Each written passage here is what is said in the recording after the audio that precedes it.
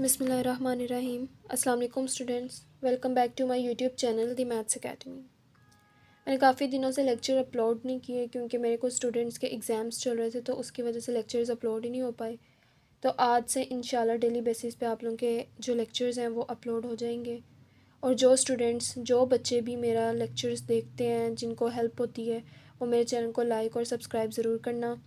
आज के लेक्चर में हम लोग अपनी एक्सरसाइज जो है 3.3 वो स्टार्ट करेंगे। एक्सरसाइज स्टार्ट करने से पहले हम सबसे पहले जो है ना प्रोपोर्शन के कॉन्सेप्ट को जो है वो एक नज़र देखेंगे, उसको रिवाइज़ करेंगे कि प्रोपोर्शन क्या है। उसके बाद हम लोग अपनी एक्सरसाइज 3.3 स्टार्ट करेंगे।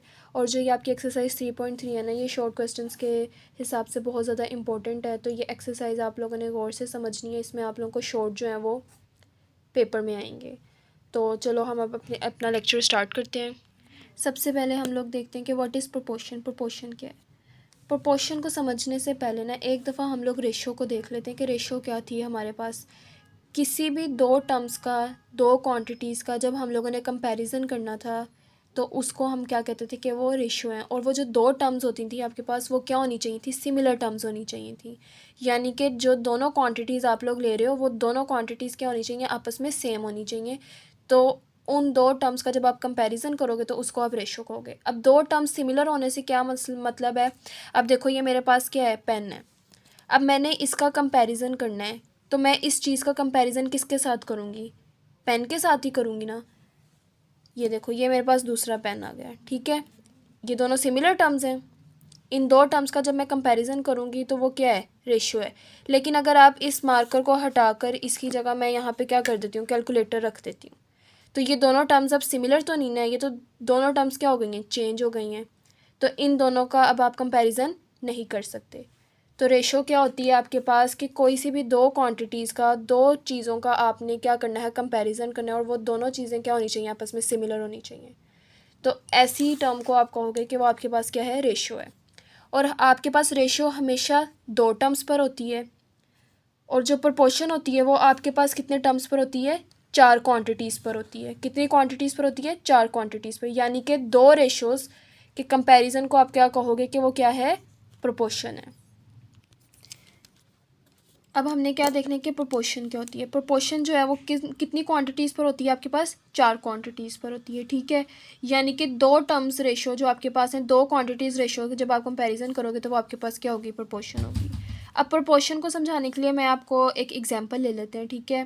प्रोपोर्शन चूँकि चार क्वांटिटीज़ पर होती है, तो मैंने जो है आपके पास चार क्वांटिटीज़ ले ली हैं, ठीक है। ₹5, ₹10, ₹20 और ₹40। मेरे पास ये चार क्वांटिटीज़ आ गई हैं। अब मैंने इन चार क्वांटिटीज़ का क्या निकालना है? प्रोपोर्शन निकालना है। इन सब का हमने क्या करना है? कंपैरिजन करना है आपस में। अब देखो, ये क्वांटिटी सिमिलर है ना, रुपीज़ की बात हो रही है, पैसों की बात हो रही है, सिमिलर टर्म्स आ गई, सिमिलर क्वांटिटीज़ आ गई हैं। तो सबसे पहले इनको स्टैंडर्ड फॉर्म में हमने लेकर जाना है। तो आपके पास एक रेशो ये है। रेशो क्या थी हमारे पास? दो क्वांटिटीज़ पर। तो एक रेशो हमारे पास ये है और दूसरी रेशो हमारे पास ये है। अब हमने इन दोनों क्वांटिटीज़ का क्या करना है? कंपैरिजन करना है, इनका स्टैंडर्ड फॉर्म में ले जाना है।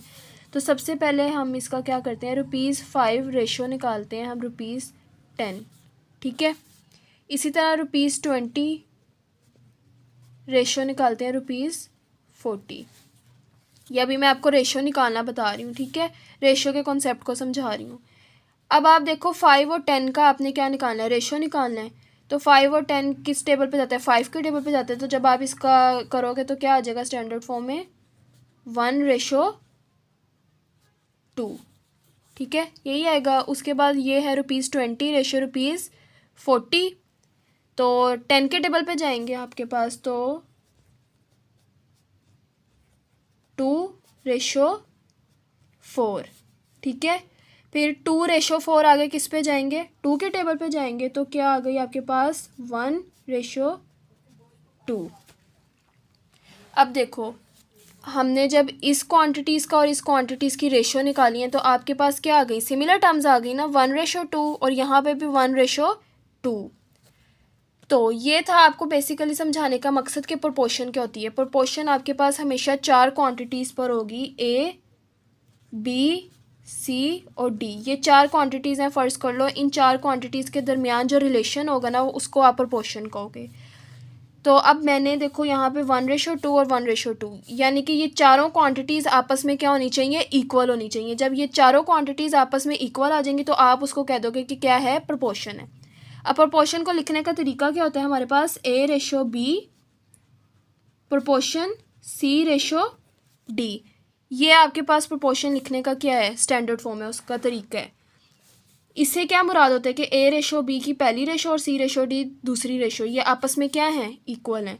और जो इसका फॉर्मूला होता है प्रोपोर्शन का फॉर्मूला, जो आप लोग आगे क्वेश्चन सॉल्व करने के लिए यूज़ करोगे, वो क्या होती है आपके पास, product of mean is equals to product of extremes. अब प्रोडक्ट ऑफ मीन और प्रोडक्ट ऑफ एक्सट्रीम क्या है इस सारी टर्म में ऊपर, जो आपके पास सेंटर वाली टर्म्स है ना, यानी कि B प्रोपोर्शन C, ये दोनों टर्म्स आपके पास प्रोडक्ट ऑफ मीन्स हैं।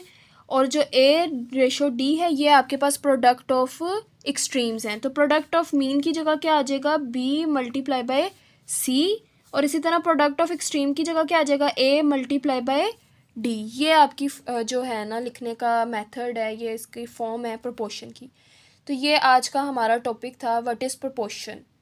अब हमने प्रोपोर्शन कर लिया, आप लोगों को एक दफ़ा ओवरव्यू हो गया, कॉन्सेप्ट आ गया प्रोपोर्शन के बारे में। अब हम लोग नेक्स्ट जो हमारा लेक्चर होगा ना, उसके अंदर हम लोग अब एक्सरसाइज 3.3 स्टार्ट करेंगे।